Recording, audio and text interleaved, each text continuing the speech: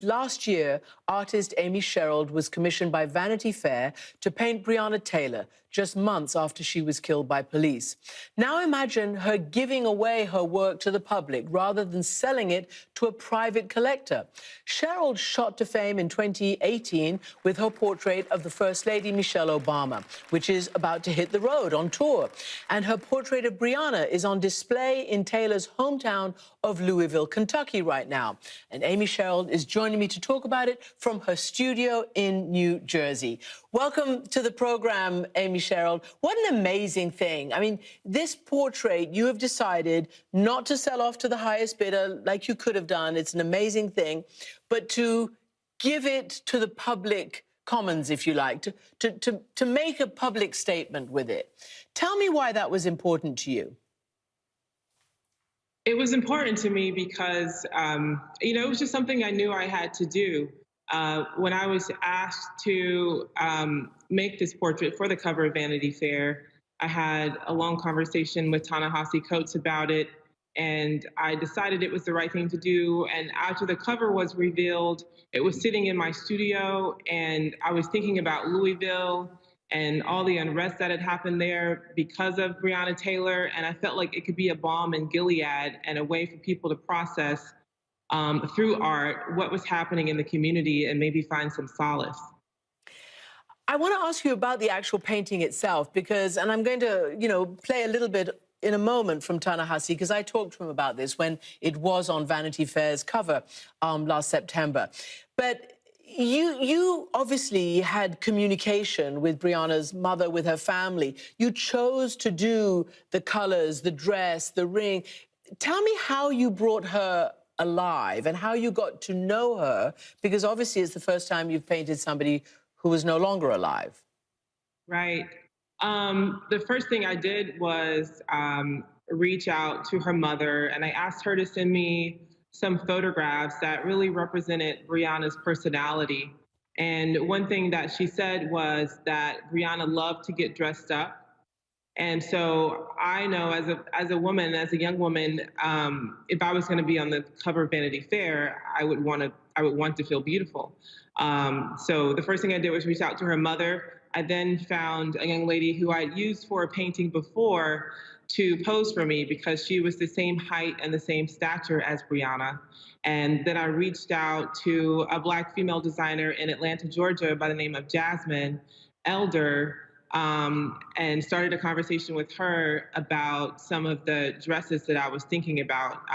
And she was so happy to be a part of the project. She sent me 5 or 6 dresses, and we ended up using one for that painting. As far as the color, it was the hardest choice I felt like I've ever had to make in any of my paintings. It took so long. It was 3 or 4 days of me. I think I saw so many colors that by the end of the day, I didn't know what I had seen, what I liked, and what I didn't like. And I remember walking to the bathroom down the hallway from my studio, and I was just like, Breonna, what color do you want this dress to be? And when I got back, I had was transitioning from one color to another, and the blue on blue came in, and I thought that that was exactly what I was looking for because it allowed the viewer to focus on her face. There's a sense of etherealness that that encompasses her, heavenliness, and just introspection. I want to play this bit, as I said, when I spoke to Ta-Nehisi about his commissioning you to do this. And he had talked to Breonna's mother, about what this all meant to her. When Tamika Palmer, Breonna's mother, when she thinks about her daughter, she's very happy that, she's become a symbol for the movement, but that is her daughter. That's her life. That's, Breonna's not a slogan to her. She's an actual person. And it's so important to remember that when these cops kill people, that they kill actual people, that they're not piling up numbers, that these are not digits. These are actual lives, people, children who folks have put energy into, who are completely erased off of the face of the earth.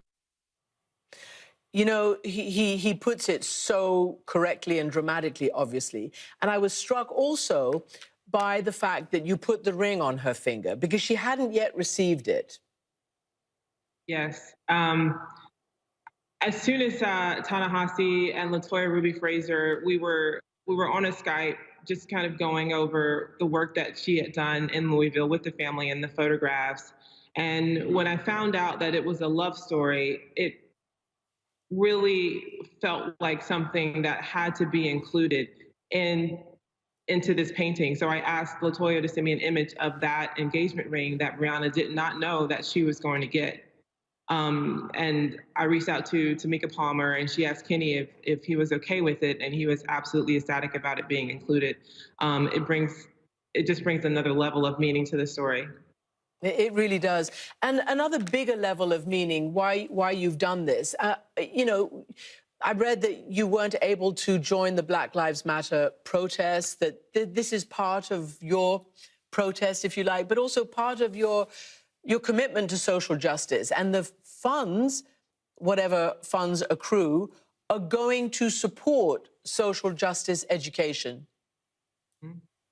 It's, as American painter, as a female painter, as a Black female painter, I realize, especially as a Black painter, my responsibility when it comes to, visually representing this American narrative in a way that will allow her story to continue to be retold.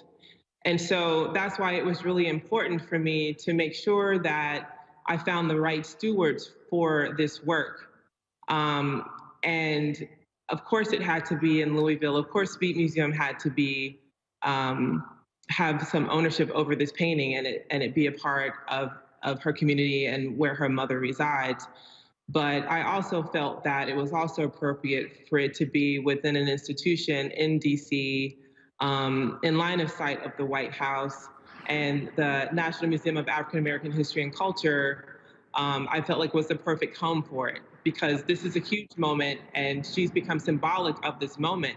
And they will be able to create some context around that narrative in order for her story to continue to be told.